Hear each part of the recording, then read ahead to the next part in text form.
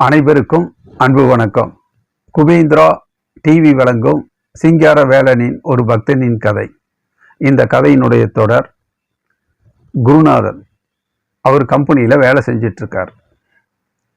அவருடைய உறவுக்கார பொண்ணு சிவகாமி. சிவகாமியை கொஞ்சம் அன்பு பாசம் காதல் அப்படியே துவங்குற நேரத்தில் அவருடைய ஜாதகத்தை எல்லாம் கணிச்சு ஜோசிக்கார்ட்டையெல்லாம் போய் பார்த்து என்ன பொருத்தமெல்லாம் இருக்கான்னு பார்க்கும்போது பொருத்தம் இல்லைன்னு வந்துருச்சு. அதனால் ஜோதிடர் சொல்லிட்டாரு, காதலிச்சுட்டு கல்யாணத்துக்கு பிறகு ஜாதகம் பார்க்குறத விட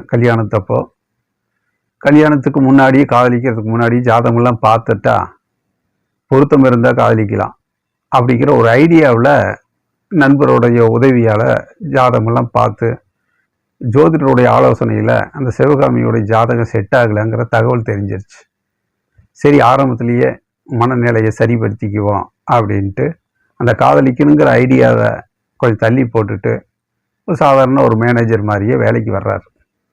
ஆனால் இதில் என்ன சிறப்புன்னா, சிவகாமிக்கு இந்த மேனேஜர் குருநாதர் மேலே காதல் வந்துடுது. எந்நேரமும் மேனேஜர் குருநாதன் பற்றியே யோசிச்சுட்டு இருக்கிறது, காதலிக்கிற மாதிரி பார்க்கறது, மனசுக்குள்ள கற்பனைகளை ஓட விடுறது, இந்த மாதிரியே ஒரு 2-3 நாளில் அதிக சிந்தனைகள் வர ஆரம்பிச்சிருது. ஆனால் குருநாதருக்கு சிவகாமியினுடைய ஜாதக பொருத்தம் இல்லை அப்படிங்கிற தெளிவு தெரியுது. அதனால் காதலிக்கலை. ஆனால் சிவகாமிக்கு குருநாதருடைய ஜாதகம் செட் ஆகாது அப்படிங்கிற விஷயம் தெரியாததுனால வழக்கமாக ஒரு பொண்ணு ஒரு பையனை காதலிச்சா எப்படிங்கிற கற்பனையோட கனவுகளோட அப்படியே நாட்கள் நகருது. சரி, வீட்டுக்கு போகிறா. வீட்டுக்கு போனோன்னா கொஞ்சம் அப்படியே யோசிச்சுக்கிட்டே குருநாதனைய தன்னுடைய கனவுகள் காதல் கற்பனையிலேயே உட்காந்துக்கிட்டே இருக்கா. இங்கே அப்பா வந்து கேட்குறாரு, என்ன நீ ஆஃபீஸ் முடிஞ்சு வந்ததுக்கப்புறம் ஒரே மாதிரியே சிந்திச்சுக்கிட்டே இருக்க, என்னத்தை யோசிச்சுட்டு இருக்கிற அப்படின்னு கேட்கும்போது அதை சமாளித்து, இல்லை ஆஃபீஸில் ஒரு சின்ன சின்ன வேலைகள்லாம் இருந்தது, கொஞ்சம் மாத கடைசியாக இருந்தனால வேலைகள்லாம் கொஞ்சம் அதிகமாக இருந்தது, அதை பற்றியே நினச்சிக்கிட்டு இருந்தேன், நாளைக்கு போய் என்னென்ன வேலைகள்லாம் செய்யலாம் அப்படின்னு ஒரு மனசுக்குள்ளே திட்டமிடல் பண்ணி யோசிச்சுட்டே இருந்தேன், வேறு ஒன்றும் இல்லைப்பா அப்படின்ட்டு அப்பாட்ட சொல்லி சமாளிச்சிட்டான். ஆனால் உண்மையிலேயுமே குருநாதரை பற்றி மேனேஜர் மேலே ஒரு காதல் வந்தது அப்படிங்கிற கற்பனையோடு தான் இருந்துகிட்ருக்கான். சாப்பிடும்போதும் அதே நினைவாக சாப்பிட்றான். சரியாக சாப்பிடல, காதல் உணர்வு சிந்தனைகள் அதிகமாக வந்துக்கிட்டே இருக்குது. இரவு படுக்க போகும்போது அதே சிந்தனையவே இருக்க ஆரம்பிச்சிட்டான். அடுத்த நாள் காலையில் குளிச்சுட்டு ட்ரெஸ் எல்லாம் பண்ணிக்கிட்டு ஆஃபீஸுக்கு வந்துட்டுருக்கிற நேரம் பக்கத்தில் ஒரு முருகன் கோயிலில் போய் சாமிகிட்ட வேண்டுறான். நான் மனசில் முத ஒரு காதல் வந்திருக்கு, அது கம்பெனியில் மேனேஜரு குருநாதன் பேர், எப்படியாவது இந்த காதலை சக்ஸஸ் பண்ணி வெற்றிகரமாக நல்ல வாழ்க்கை அமையணும்னு மனசில் வேண்டிக்கிறேன் முருகா, இதுக்கு தான் நீ நல்வழி காட்டணும், நீ பார்த்து எதிர்கால வாழ்க்கை எப்படி அமையணும் அப்படின்னு எனக்கு ஆசீர்வாதம் பண்ணுறியோ அது எனக்கு நல்லதாக அமையும், அந்த நம்பிக்கையில் என்னுடைய காதல் நல்ல நிறைவேறணும், வெற்றிகரமாக அமையணும் அப்படின்ட்டு முருகன்ட்டு வேண்டிட்டு அலுவலகத்துக்கு வர்றாப்புல. அலுவலகத்தில் வந்துட்டு வழக்கமான பணிகளை செய்கிறார். அப்படியே பணிகளை செஞ்சுக்கிட்டே இருக்கும்போது மேனேஜரும் தன்னுடைய இருக்கையில் உட்காந்து யார் யார் எப்படியெல்லாம் வேலைகள் செஞ்சிட்ருக்காங்க அப்படின்னு பார்க்கும்போது எல்லா பெண்களும் ஆண்களும் அதனுடைய வேலைகளை எல்லாம் கண்ணு கருத்துமாக பொறுப்பாக செஞ்சுக்கிட்டு இருக்காங்க. ஆனால் சிவகாமி மட்டும் மேனேஜரையே பார்த்துக்கிட்டே இருக்கிறவா டக்குன்னு மேனேஜர் பக்கத்தில் குருநாதர் பக்கத்துலேயே வந்து நிற்கிறாப்புல. குருநாதனுக்கு ஒரே ஆச்சரியம், என்ன எல்லாருமே வேலை பார்த்துட்ருக்காங்க, நீ எதுக்கு பக்கத்தில் வந்து நின்றுட்டுருக்க, என்ன விஷயம் அப்படின்னு கேட்குறாங்க. இல்லை அதெல்லாம் ஒன்றும் இல்லை, காலையில் வரும்போது முருகன் கோயிலுக்கு போயிட்டு சாமி கும்பிட்டு வந்தேன் அப்படின்னா. இது எதுக்கு என்கிட்ட சொல்லிக்கிற அப்படின்னா, இல்லை ஒரு காரணமாக தான் அப்படின்ட்டு பேப்பரில் முருகன் கோயிலினுடைய பிரசாத விபூதி இருக்குது, எடுத்துக்கிட்டுக்குங்க அப்படிங்கிறாங்க. சரி அப்படின்ட்டு நெத்தியில் இட்டுக்கிறாப்புல. அப்போ சிவகாமி சொல்கிறா, இல்லை நான் கோயிலுக்கு வரும்போது முருகன்கிட்ட ஆலயத்தில் நான் மனசில் நினச்சதெல்லாம் நிறைவேறணும் அப்படின்னு வேண்டிக்கிட்டேன் அப்படின்னு சொல்லும்போது அதை முருகன்ட்ட வேண்டிகிட்டு இல்லை, அதையே என்கிட்ட ஏன் கேட்குற அப்படின்னு சொல்கிறாப்புல. எல்லாம் ஒரு விதமாக சிரித்து, நீங்களும் அதே திருநீர் தான் நெத்தியில் இட்டிருக்கீங்க, அதனால் நீங்களும் மனசில் நினச்சிக்கோங்க, நீங்கள் நினச்ச காரியமே வெற்றிகரமாக நடக்கும் அப்படின்ட்டு குருநாதர்கிட்ட சொல்கிறாப்புல. சொன்னி சரி சரி எல்லாம் நல்லதாக தான் நடக்கும், நான் தெளிவாக தான் இருக்கிறேன், என்ன நடக்க போகுது என்ன விஷயம் அப்படிங்கிறத முன்கூட்டியே நான் வந்து திட்டமிட்டு என் ஜாதக ஜோதிடரெல்லாம் வச்சு ஆலோசனை பண்ணி தான் எதிர்காலத்தை கரெக்டாக அமைச்சுக்குவேன், அதில் ஒன்றும் பிரச்சனை இல்லை அப்படின்ட்டு சொல்கிறாப்புல. அப்படிங்களா, ஜோசியம் ஜாதகம்னு அதெல்லாம் எப்படிங்கன்னா, எந்த ஒரு வாழ்க்கையும் எந்த ஒரு முடிவு எடுக்கும்போது ஜோதிடர்கிட்ட கன்சல்ட் பண்ணி ஆலோசனை பண்ணி நான் ஒரு முக்கியமான முடிவு எடுக்கிறது ஒரு வழக்கம். அதனால் நேற்று ஒரு முக்கியமான விஷயத்தில் முடிவு எடுக்கக்கூடிய ஒரு சூழ்நிலை வந்தது. அதுதான் ஜோதிடர்லாம் பார்த்து ஒரு ஒரு ரொம்ப நாள் இருந்த குழப்பத்துக்கு ஒரு நல்ல தீர்வு கிடைச்சிருச்சு. கண்டிப்பாக வந்து ஒரு நல்ல மன தெளிவாக இருக்குது. அதே மாதிரி தான் நீயும் உன் வாழ்க்கையில் முக்கியமான முடிவு எடுக்கிறதுக்கு முன்னாடி உன்னுடைய ஜாதகத்தை ஜோதிடர்கிட்ட காட்டி என்ன சொல்கிறாரு என்ன ஏது அப்படிங்கிறத ஜோதிடருடைய ஆலோசனையை பெற்று அதுக்கு பிரகாரம் வாழ்க்கையை அமைச்சிக்கிறது சரியாக இருக்கும் அப்படின்னு சொல்கிறாரு. சொன்னோடனே சிவகாமிக்கு என்னென்னமோ சொல்கிறீங்க, எனக்கு ஒன்றுமே புரியலிங்க. சரி சரி திருநீர் கொடுக்க வந்தேன், அதுக்கு என்னென்னமோ ஜோசியர் என்னென்னமோ சொல்லிட்டீங்க, சரி சரி அப்படின்னா, சரி ரொம்ப நேரம் இருந்தால் உனக்கும் புரியாது தான், வேலை செய்ய மாட்டா, போய் ஒர்க்கை பாரு, கொஞ்சம் கொஞ்சமாக போகப்போ உனக்கும் புரியும் அப்படின்னு சொல்லி அனுப்புகிறாப்புல. இவ்வளோ என்னமோ ஒரு புரிஞ்சும் புரியாதமா வந்து வேலை செய்ய ஆரம்பிக்கிறாப்புல. அப்படியே வேலை செஞ்சுக்கிட்டே அப்படியே இருக்கும்போது குருநாதனுடைய காதல் எண்ணங்கள் அன்னங்கள் இதெல்லாம் அதிகமாகவே அப்படியே வந்துக்கிட்டே இருக்குது. சரி நாட்கள் அப்படியே நகருது.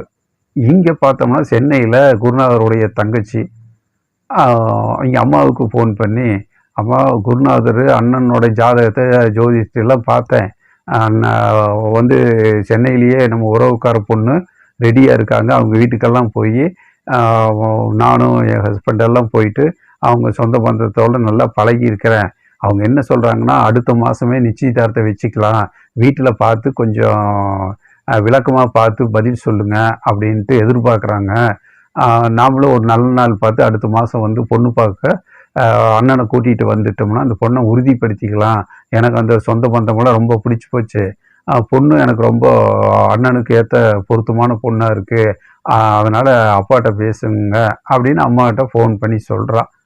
அதுக்கு சரி சரி நானும் இங்கே மேட்டுப்பட்டியிலேருந்து ஒரு சொந்தக்கார பொண்ணு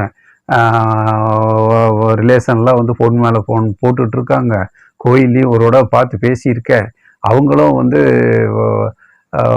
நம்ம குருநாதனுக்கு தான் கொடுப்பேன் பொண்ணு கொடுப்பேன்னு சொல்லிகிட்டு இருக்காங்க அப்படின்னு தன் மகளுக்கிட்ட சொல்ல, ஓ அப்படியா, அதுவும் நல்ல விஷயந்தான், உன் சைடு ஒரு வந்து பொண்ணு பார்த்துருக்கேன், சென்னையில் இருக்கிற பொண்ணையும் நான் பார்த்துருக்கேன், சரி யாருக்கு விதி அமைப்பு தலையெழுத்து சரியாக அமையுதோ அவங்க அந்த குருநாதர் அண்ணனை கல்யாணம் பண்ணுற மாதிரி அமையட்டும், முயற்சி பண்ணலாம் அப்படின்னு சொல்லும்போது, இல்லை அப்பாவும் தரகர் மூலியமாக ஒரு பொண்ணை பார்த்துருக்காரு, அந்த ஜாதகமாக பிரமாதமாக இருக்காமா, அதனால் வந்து அவர் என்ன சொல்கிறாருன்னா நீங்கள் எத்தனை பொண்ணு பார்த்தாலும் யார் பார்த்தாலும் நான் தேர்ந்தெடுக்கிற பொண்ணு தான் வந்து எனக்கு மருமகளாக வரப்போகிறாரு பாரு அப்படின்னு அவர் ஒத்தக்கால் நின்றுட்டு இருக்காரு, அதனால் வந்து இந்த போட்டியில் அந்த பொண்ணும் வந்து போட்டிக்கு வர்ற மாதிரி தான் இருக்கும், அதனால் இந்த 3 பொண்ணில் நான் முயற்சி பண்ணுவோம், நம்ம 3 பேர்த்துக்குமே இந்த 3 பொண்ணில் எந்த பொண்ணு ரொம்ப பொருத்தமாக இருக்கோ அது